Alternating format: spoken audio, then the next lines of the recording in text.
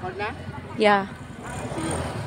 Hello guys, nandito tayo sa municipality ng Bayog kung saan ang silver and gold capital of Zamboanga del Sur. So, ang pinagkukunan ng livelihood ng mga tao dito ay isa ay gold at saka silver at saka yung rice field natin, malapad yung rice field nila guys dito. So, ito yung kabuhayan nila mostly dito sa municipality ng Bayog. So guys, nandito tayo para may gagawin kaming ditong isang importante na dapat gawin.